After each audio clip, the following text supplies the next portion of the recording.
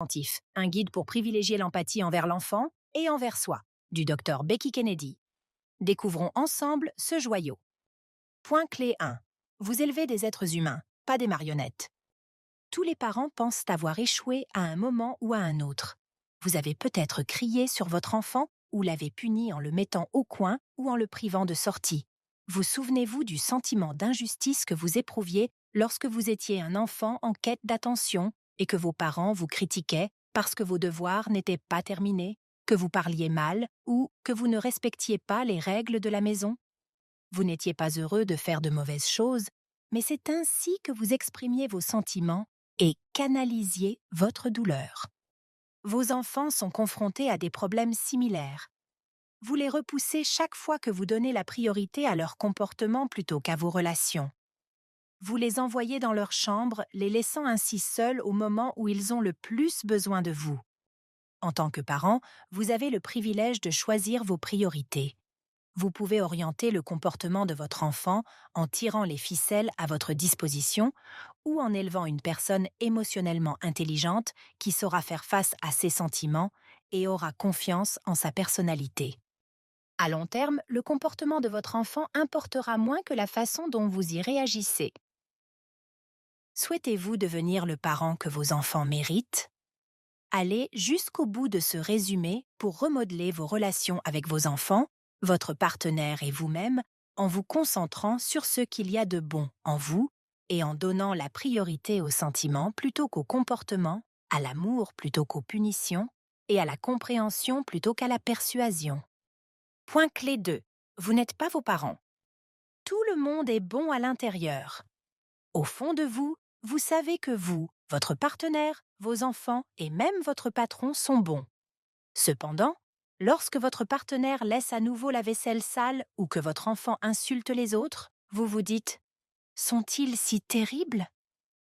Vous pensez que votre partenaire a oublié intentionnellement ou que votre enfant est grossier et ingrat, confondant leur comportement avec leur personnalité.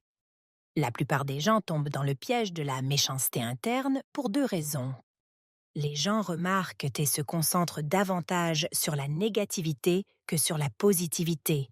Vous êtes fait pour vous concentrer sur ce qui doit être amélioré et non sur ce qui est déjà bien. Votre éducation et l'influence de vos parents déterminent votre attitude envers vos enfants. Par exemple, si vos parents n'ont pas respecté vos limites ou ont crié, il y a de fortes chances que vous fassiez les mêmes erreurs. Vous comprenez qu'une telle réaction n'aidera pas à éduquer des enfants gentils et confiants, mais c'est pourtant votre réaction par défaut. En général, les scénarios d'éducation se répètent d'une génération à l'autre. Vous est-il arrivé de penser « je suis comme ma mère ou mon père » lorsque vous criez ou réprimandez vos enfants? Parfois, nous héritons des habitudes de nos parents en même temps que de leur menton ou de leurs cils. Mais c'est à nous de choisir si nous les abandonnons ou si nous nous y tenons. Tout le monde est bon à l'intérieur, mais nous luttons tous différemment. Et si votre enfant a des problèmes de comportement, c'est parce qu'il a des difficultés, et non parce que vous élevez un criminel. Par conséquent, si votre enfant vous demande de ramener son frère ou sa sœur à la maternité, ce n'est pas une raison pour le punir. Cela signifie qu'il craint que vous ne l'aimiez plus. Ne blâmez pas vos parents pour leurs erreurs, tirez-en les leçons nécessaires pour éviter d'en commettre d'autres. Lorsque vous apprenez à vos enfants à croire qu'ils sont bons à l'intérieur, vous créez un environnement sûr qui leur permet d'exprimer leurs émotions et de faire des erreurs sans penser qu'ils sont mauvais. Cela ne signifie pas que vous devez laisser vos enfants faire ce qu'ils veulent. Il s'agit de déterminer quels besoins non satisfaits provoquent un tel comportement et de s'attaquer à leur état interne plutôt que de mesurer leur bonté. Le saviez-vous? Une vidéo émouvante sur YouTube intitulée « Entretien pour le job le plus difficile au monde » montre à quel point le travail d'un parent est exigeant et stimulant. Regardez-la chaque fois que vous vous sentez déprimé. Point clé 3. Gagner la guerre en évitant la bataille. Chaque dispute s'apparente à une bataille. Malheureusement, la joie de la victoire ne dure pas longtemps, car les conséquences peuvent détruire n'importe quelle relation. La raison est que peu de gens réalisent qu'il n'y a jamais une seule et unique vérité.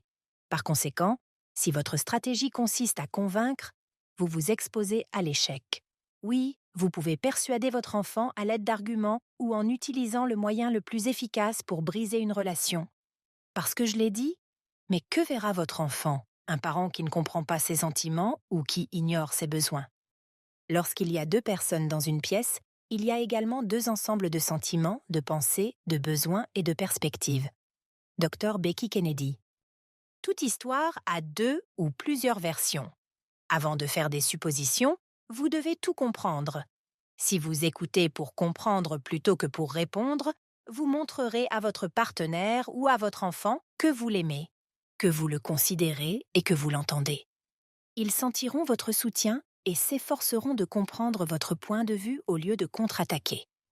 En tant que parent, vous avez plus de pouvoir et de responsabilité.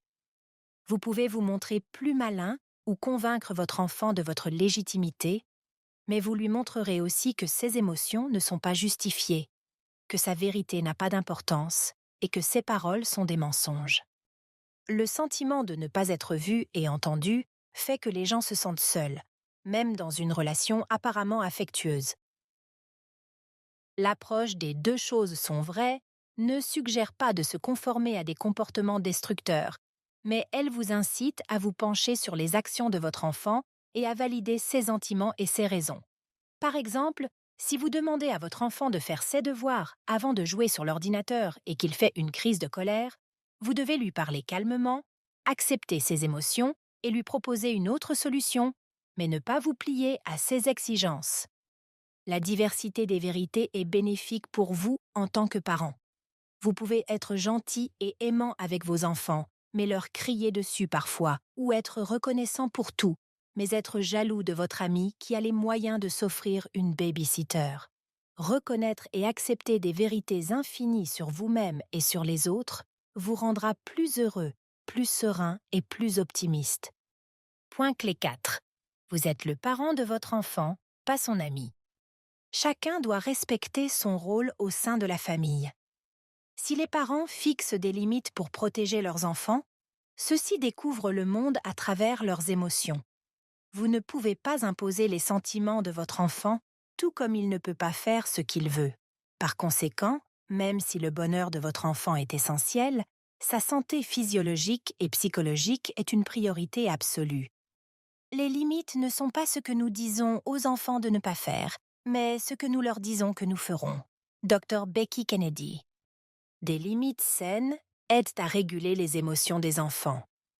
Ce n'est jamais facile ni agréable, car personne n'aime suivre les règles. Cependant, l'incapacité à contrôler leurs émotions pousse parfois les enfants à blesser les autres.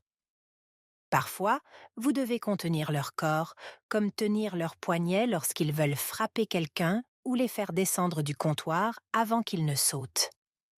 Par exemple, si un enfant lance des jouets sur son frère ou sa sœur, vous devez mettre les objets hors de sa portée.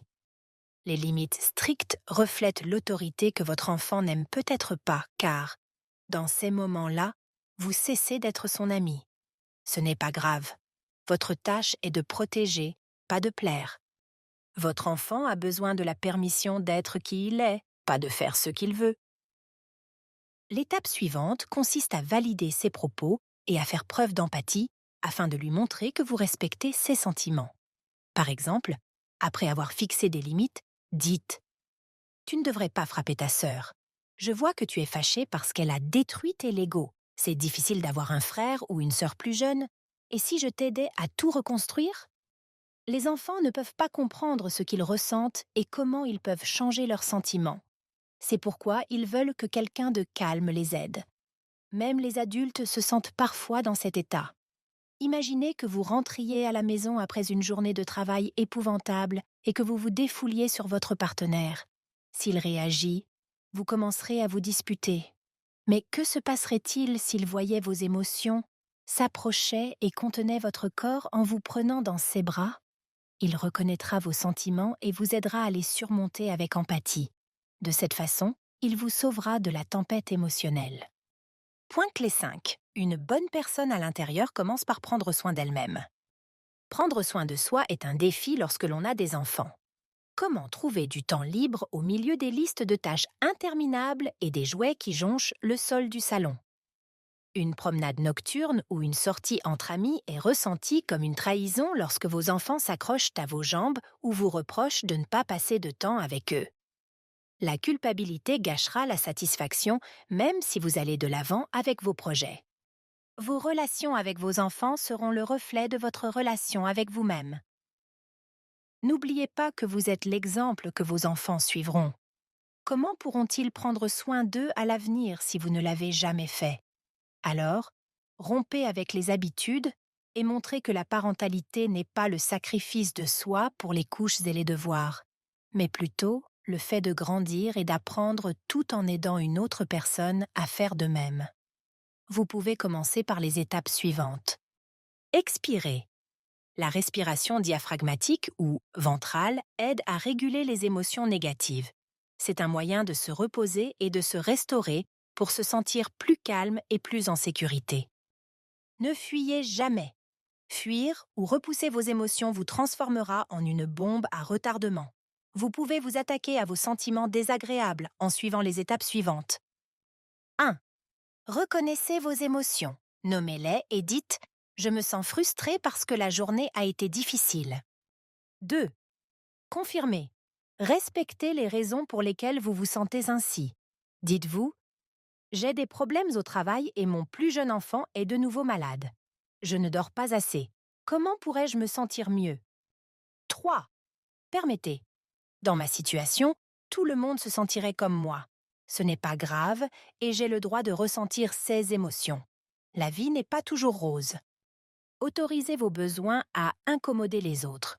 Votre partenaire n'appréciera peut-être pas que vous sortiez ce soir au lieu de préparer le dîner, ou vos enfants seront peut-être irrités que vous souhaitiez regarder Pretty Woman au lieu de Transformers, et ce n'est pas grave. Laissez-les ressentir ce qu'ils ressentent pendant que vous répondez à vos besoins. Démarrez doucement. Si répondre à vos besoins vous met mal à l'aise, pratiquez de petits rituels tels qu'une méditation de 2 minutes, quelques pages d'un livre ou la tenue d'un journal. Permettez l'échec. Lorsque vous êtes confronté à des défis, traitez-vous avec l'amour et la gentillesse que vous montrez à vos enfants. Point clé 6. Construire des ponts et briser des murs. Les problèmes de comportement des enfants trouvent généralement leur origine dans les relations avec leurs parents. Les enfants protestent si le manque de compréhension, de compassion et d'attention affaiblit le lien.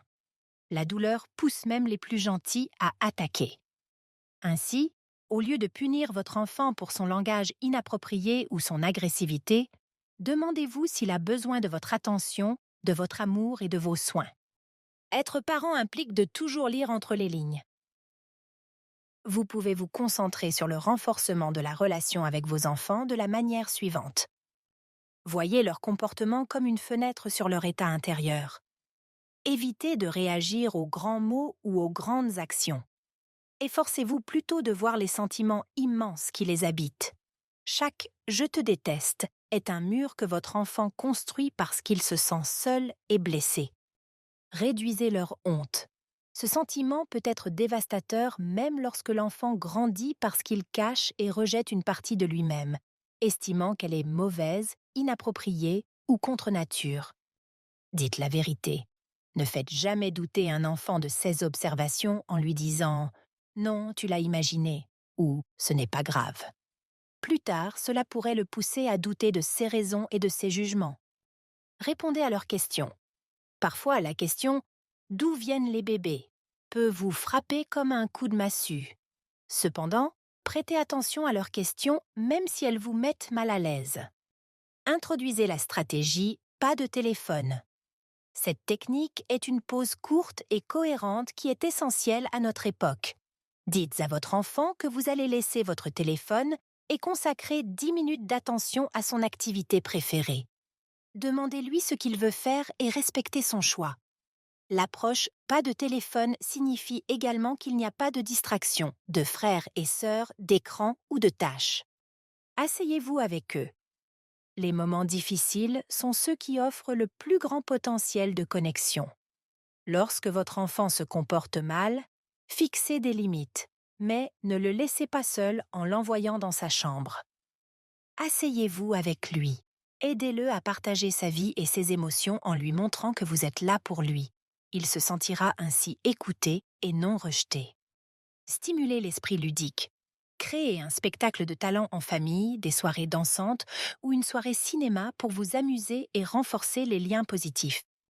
Point clé 7. Connaissez vos plans A, B et C. Être un excellent parent ne signifie pas toujours être préparé. Au contraire, certaines situations et certains comportements peuvent nécessiter quelques respirations profondes ou même un temps d'arrêt pour se calmer. Connaître et contrôler ses réactions est un défi. Cependant, en connaissant vos options avant que la situation ne se produise, vous avez plus de chances de réagir efficacement. Découvrez quelques-uns des défis les plus courants auxquels les parents sont confrontés et les solutions qui s'offrent à eux. Entrez dans le monde de votre enfant avant de lui demander une faveur dans le vôtre. Que pouvez-vous faire lorsque votre enfant n'écoute pas? Communiquez avant de demander. Si vous voulez lui demander de ranger sa chambre, remarquez d'abord ce qu'il est en train de faire et prenez-en acte. Montrez-lui que vous vous souciez de lui et que vous comprenez qu'il peut être difficile pour lui d'arrêter ce qu'il fait. Cela l'aidera à se sentir écouté et il vous rendra l'appareil. Donnez-lui le choix. Dites-lui, est-ce que tu vas nettoyer la douche maintenant ou plus tard? Le fait d'avoir le choix les aide à sentir qu'ils ont du pouvoir, de la confiance et des responsabilités. Utilisez l'humour pour qu'ils se sentent curieux et non contraints. Essayez la stratégie des yeux fermés. Cette astuce renforce la confiance et l'esprit ludique. Dites « Et si je fermais les yeux et que tu mettais déjà tes baskets et ton manteau pour aller dehors? Si ça arrivait, je chanterais des chansons de réponse ou je sauterais en rond comme un lapin. » Comment gérer les crises de colère? 1. Évitez de vous déprécier lorsque cela se produit. 2. Rappelez-vous que 2 choses sont vraies. 3. Nommez leurs souhaits. 4. Validez l'intensité de ses sentiments. 5. Attendez un peu. Que faites-vous lorsqu'ils sont impolis ou provocateurs? 1. Identifiez les sentiments qui se cachent derrière ces mots. 2. Fixez une limite en lui faisant savoir qu'il ne peut pas se comporter de cette façon. 3. Reconnaissez ses sentiments verbalement. Enfin, quelles sont les étapes à suivre pour acquérir des habitudes alimentaires saines? Rappelez-vous que vous êtes responsable de ce que votre enfant mange, quand il mange et où il mange, mais c'est à lui de décider s'il mange ou non et en quelle quantité. Servez un dessert avec le plat principal. Faites en sorte qu'il soit petit pour que l'enfant ne s'empiffre pas. En exigeant que l'enfant mange quelque chose avant le dessert, vous lui donnez l'impression qu'il doit faire des efforts pour le mériter, ce qui entraîne une attitude malsaine à l'égard des sucreries. Conclusion du résumé. Communiquer avec vos enfants, c'est comme apprendre une nouvelle langue. Le travail du parent consiste à décoder le message à travers les émotions et le comportement de son enfant, même s'il s'exprime par des points et des cris. Cependant, lorsque vous confondez leur comportement avec leur nature, la tâche devient plus complexe. Croire que vous et votre enfant êtes bons à l'intérieur est le principal moyen de changer les schémas destructeurs qui traversent les générations. Cela vous permet de voir la personnalité entière de l'enfant et d'élever un individu capable de nommer, de reconnaître et de réguler ses sentiments. Lorsque la vie devient difficile, rappelez-vous que le cercle de la bonté intérieure commence avec vous et que c'est tout ce qui compte. Essayez ce qui suit. Mettez en pratique le mantra de la bonté intérieure chaque fois que vous êtes confronté à une difficulté dans votre rôle de parent. Accordez-vous régulièrement du temps sans enfant. Partagez vos difficultés avec des personnes en qui vous avez confiance. Notez et analysez vos progrès en tant que parent dans un journal. C'est tout pour l'instant. D'autres résumés passionnants sont à portée de clic.